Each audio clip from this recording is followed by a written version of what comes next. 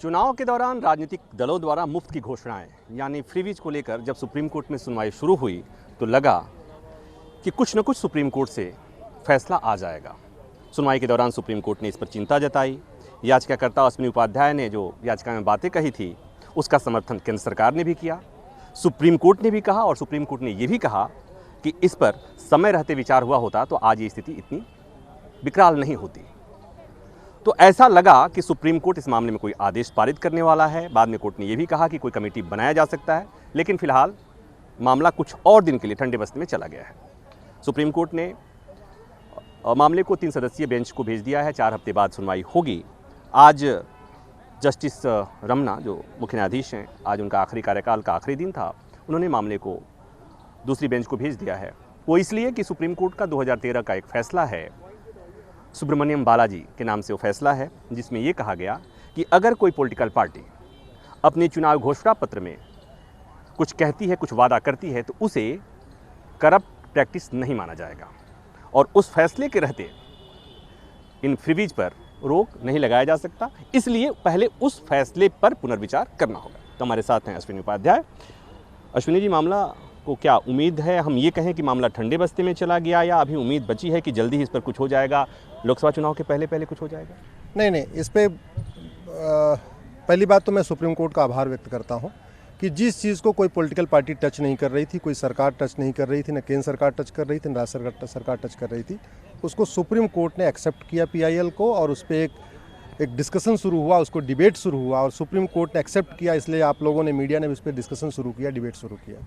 लोगों को पता चला कि भारत के ऊपर 150 लाख करोड़ का कर्जा है, राज्यों पे 70 लाख करोड़ का कर्जा है और केंद्र पे 80 लाख करोड़ का कर्जा। ये बातें आप लोगों के माध्यम से सुप्रीम कोर्ट में जब पीआईएल एडमिट हुई उसके बाद ही लोगों को पता चली।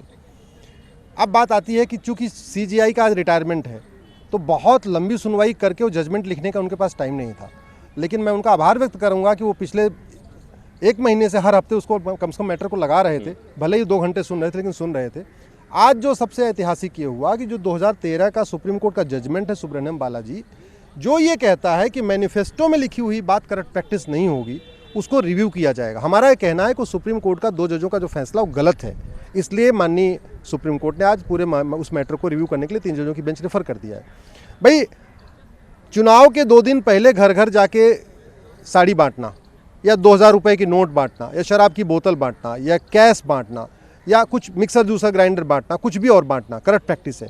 लेकिन वही बात हम मैनिफेस्टो में कह दें कि चुनाव जीतने के बाद ये हम आपको 2-2000 रुपये देंगे, चुनाव जीतने के बाद साड़ी देंगे, मंगलसूत्र देंगे, कलर टीवी देंगे, वॉशिंग मशीन देंगे, स्मार्टफोन देंगे, लैपटॉप देंगे, टैब देंगे, कुछ भी वादा कर दें और करप्ट प्रैक्टिस नहीं कहलाएगा। अल्टीमेटली कोई पॉलिटिकल पार्टी अपने जेब से 1 रुपये देती नहीं है।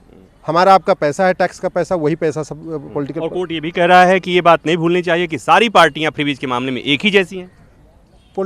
ये बड़ी स्वाभाविक सी बात है, तो हम भी आपको कह रहे हैं किसी पॉलिटिकल पार्टी नहीं, प्रधानमंत्री जी ने इस पर एक डिबेट शुरू किया। इसलिए मैं प्रधानमंत्री जी का भी आभार व्यक्त करता हूं कि वो पहली बार उन्होंने खुले मन से बोला कि ये रेवड़ी कल्चर देश को बर्बाद करेगा, और ये फैक्ट है। हमें तो आश्चर्य हुआ कि कुछ पॉलिटिकल पार्टियां विरोध करने आ गई। भाई, भारत में 2000 पॉलिटिकल पार्टी है। अगर आना चाहिए तो सबसे पहले बीजेपी को आना चाहिए, क्योंकि सबसे ज़्यादा राज्यों में बीजेपी गवर्नमेंट है। और हमने पीआईएल में ये लिखा था कि सबसे ज़्यादा जो कर्जा उत्तर प्रदेश के ऊपर है, लेकिन बीजेपी नहीं आई या मुख्यमंत्री योगी आदित्यनाथ जी तो नहीं आए हमारी पीआईएल का विरोध करने। लेकिन सीजीआई ने कहा कि सभी पॉलिटिकल पार्टियां फ्रीवीज के मामले में एक ही जैसी हैं, इवन बीजेपी भी वैसी ही है। देखिए, बड़ी सीधी सी बात है, अगर पॉलिटिकल पार्टियों ने समस्या का समाधान कर लिया होता तो हमें सुप्रीम कोर्ट आने की जरूरत क्यों पड़ती? पीआईएल तभी तो होती है जब सरकार काम नहीं करती तो पीआईएल करना पड़ता। अगर सरकार वो काम कर ले अपना तो पीआईएल की जरूरत ही नहीं पड़ेगी। अब यहीं पर सरकार की भूमिका की बात कर लेते हैं कि सुनवाई के दौरान कई बार सुप्रीम कोर्ट ने ये बात कहा, केंद्र सरकार ने जब कहा कि केंद्र सरकार को भी इस बात की चिंता है, तो कोर्ट ने कहा कि फिर केंद्र सरकार इस पर विचार क्यों नहीं कर रहा, केंद्र सरकार सर्वदलीय बैठक क्यों नहीं बुला रहा है, केंद्र सरकार कोई कानून क्यों नहीं बना रहा है। लेकिन केंद्र सरकार तो सुप्रीम कोर्ट के भरोसे बैठा हुआ है कि सुप्रीम कोर्ट ही कोई आदेश पारित करे, हम सहयोग करेंगे। देखिए, सरकार की भी ड्यूटी है, सुप्रीम कोर्ट की भी ड्यूटी है। Supreme court is the guardian of the constitution. वो संविधान का संरक्षक है, संविधान का माता पिता है। तो संविधान ठीक से चले, संविधान में लिखी हुई बातें लागू हों और गैर जरूरी बातें न हो, ये देखना सुप्रीम कोर्ट का भी काम है। हम तो ये अगर केंद्र सरकार को लगता है कि जो ये कानून नहीं है या ये कोई प्रैक्टिस है वो गलत है, तो सरकार भी तो जो सत्ताधारी पार्टी है वो भी कानून नहीं, मैं तो कह रहा हूँ कि ये समस्या बहुत बड़ी है, इस पर सबको अपना अपना रोल निभाना पड़ेगा। पार्लियामेंट को अपना कानून बनाना पड़ेगा फ्री बीज को रोकने के लिए, फ्री बीज को डिफाइन करने के लिए। सुप्रीम कोर्ट को भी कुछ गाइडलाइन बनाना पड़ेगा, इलेक्शन कमीशन को भी कुछ गाइडलाइन पास करना पड़ेगा। इस समस्या को जितना लोगों ने विकराल बना दिया है प्रभाकर जी, उतनी विकराल नहीं है। फ्री बीज को डिफाइन करना, वेलफेयर स्कीम को डिफाइन करना बहुत आसान है।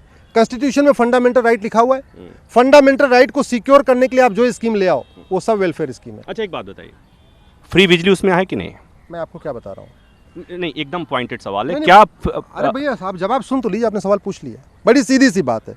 सबसे पहले सरकार की ड्यूटी है ऐसा यहाँ पे न्यायिक व्यवस्था बनाए कि 6-6 महीने के अंदर मुकदमों का नहीं सर, फैसला हो। नहीं, ये लंबा हो जाएगा। मैं कह रहा हूँ कि फ्री की बिजली फ्री बीज में आएगा या नहीं? फ्री की बिजली फ्री बीज में आएगी, 24 घंटे बिजली वेलफेयर स्कीम में आएगी।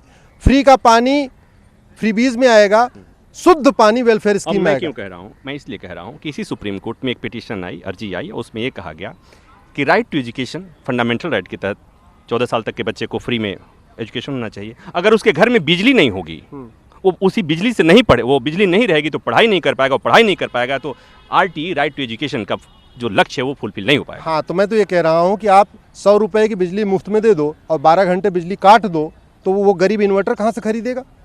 आप 50 रुपए का पानी दे रहे हो और गंदा पानी दे रहे हो, वो गरीब आरो कहाँ से खरीदेगा? वाटर प्यूरिफायर कहाँ से मतलब खरीदेगा? ये कि आपका विरोध फ्री में बिजली देने से नहीं है, आपका विरोध इसका है कि बिजली में कटौती नहीं होनी चाहिए। अरे भैया, अगर आपके जेब में 100 रुपए है तो पहले आप रोटी कपड़ा मकान की व्यवस्था करोगे या हाई फाई आप जो है जहाज का टिकट खरीदोगे? तो क्या उस मकान में शौचालय शामिल है तो उस मकान में बिजली शामिल नहीं है? मैं क्या कह रहा हूँ, पहले अपनी जेब देख लो, जेब में कितना पैसा है। अगर जेब में पैसा नहीं है तो जूस थोड़ी पियोगे, हलवा पूड़ी थोड़ी खाओगे। जेब में पैसा नहीं है तो पहले रोटी खाओगे, रोटी सब्जी खाओगे, थोड़ा और होगा चावल दाल रोटी सब्जी खाओगे, थोड़ा और पैसा होगा तो सलाद भी खा लोगे। और इस लोक कल्याणकारी राज्य में तो हमने ये भी पढ़ा है कि अगर जेब में पैसा कम है तो टैक्स लिया जाता है, और जो बहुत गरीब हैं, जिनके बच्चों को पढ़ने के लिए बिजली नहीं है, पीने के लिए पानी की दिक्कत है, उन्हें ये पानी फ्री बिजली और फ्री पानी उपलब्ध कराने की जिम्मेदारी सरकार की है, लोक कल्याणकारी राज्य में। नहीं, बड़ी सीधी सी बात है। अगर सब कुछ सही चल रहा था तो भारत के ऊपर 150 लाख करोड़ का कर्जा क्यों हो गया? वो लोग तो ये कहते हैं कि वो भी मामला यहाँ कोर्ट में आया कि जो इंटरेस्ट हॉलीडेज दिया जाता है, बड़े बड़े उद्योगपतियों का लोन राइट ऑफ किया जाता है, इसकी वजह से भारत की अर्थव्यवस्था पर इतना बुरी हालत में। नहीं, वो करना था तो एफिडेविट पे लिख के देना चाहिए था, बाकायदा डेटा देना चाहिए था। ये बतौलेबाजी करना, टीवी के सामने आके बतौलेबाजी करना कोई मतलब नहीं। जितने इंटरवेंशन आए किसी ने एफिडेविट पे नहीं लिखा कि हाँ फला आदमी को फला करोड़ का दिया गया। ये टीवी की भाषणबाजी है जो आप बता रहे हैं। ये टीवी पे बैठ के बोलते रहे कि उद्योगपतियों को इतना करोड़ माफ किया, 1000 करोड़ माफ किया, 5000 करोड़ माफ किया। लेकिन सुप्रीम कोर्ट में जो एक याचिका आई थी, एक अर्जी आई थी, उसमें साफ तौर पर लिखा गया था कि केवल फ्रीवीज पर जब सुप्रीम कोर्ट विचार करे तो केवल फ्री की बिजली, फ्री का स्वास्थ्य, फ्री की एजुकेशन और इन चीज़ों पर ही चर्चा नहीं होनी चाहिए। उस पर भी देखना पड़ेगा कि चुनाव के बाद जो बैड लोन्स माफ़ किए जाते हैं, लोन वेवर किया जाता है, लोन राइट ऑफ किए जाते हैं, उस पर भी चर्चा होनी चाहिए। और सुप्रीम कोर्ट ने भी जब आज मामले को बड़ी बेंच को 3 सदस्यीय बेंच को भेजा तो कोर्ट ने कहा कि कोर्ट के सामने 2 मुद्दे हैं। एक जो चुनाव के पहले राजनीतिक पार्टियां मुफ्त की घोषणाएं करती हैं, और दूसरा वो भी जो सरकार बनने के बाद भी जो इस तरह की स्कीम लाती है। नहीं, बिल्कुल स्वाभाविक सी बात है। इसीलिए तो हम बार बार कह रहे थे कि ये 1 आदमी, 2 आदमी या 3 आदमी के सलाह से बात नहीं बनेगी। इसीलिए एक एक्सपर्ट कमेटी की ज़रूरत है जिसमें आरबीआई के गवर्नर हों, कंट्रोलर एंड ऑडिटर जनरल हों, लॉ कमीशन के चेयरमैन हों, चीफ इलेक्शन कमिश्नर भी हों और नीति आयोग के भी चेयरमैन हों। एक ऐसे ही non political independent autonomous body constitute किया जाए, एक्सपर्ट कमेटी कंस्टिट्यूट किया जाए, एक इकोनॉमिक इम्पैक्ट कमीशन कह सकते हैं कंस्टिट्यूट किया जाए, जो इन सब मुद्दों को देखे, प्री पोल फ्रीबीज को भी देख ले, पोस्ट पोल फ्रीबीज को भी देख ले, उसके बाद सरकार उस पर निर्णय ले ले, सुप्रीम कोर्ट अपना निर्णय ले ले। तो इसमें कोई दो राय नहीं कि देश तभी विकास करेगा, आगे बढ़ेगा जब उसके खजाने में पैसा होगा, और खजाने में पैसा तब होगा जब उस पैसे का समुचित उपयोग होगा। सुप्रीम कोर्ट में जो याचिका है उसमें यही कहा गया है कि सरकारें चुनाव जीतने के लिए, मतदाताओं को लुभाने के लिए मुफ्त की घोषणाएं करती हैं, और इससे सरकार की आर्थिक सेहत खराब होती है। जो याचिका में बातें कही गई, केंद्र सरकार ने भी उसका समर्थन किया है, सुप्रीम कोर्ट ने भी समर्थन किया है। 4 हफ्ते बाद फिर इस मसले पर सुनवाई होगी, और उम्मीद कीजिए कि 2024 के लोकसभा चुनाव के पहले इस संबंध में सुप्रीम कोर्ट या सरकार की तरफ से कोई दिशा निर्देश, कोई गाइडलाइन, कोई कानून बन जाए। कैमरामैन सुनील के साथ प्रभाकर मिश्रा, न्यूज़ 24 दिल्ली। नमस्कार, मैं हूं मानक गुप्ता। अगर आपको हमारा ये वीडियो पसंद आया हो तो इसे लाइक और शेयर जरूर करें, और हां, हमें सब्सक्राइब और फॉलो करना ना भूलें ताकि आप देश और दुनिया की कोई खबर मिस ना करें। तो जुड़े रहिए हमारे साथ और देखते रहिए न्यूज़ 24।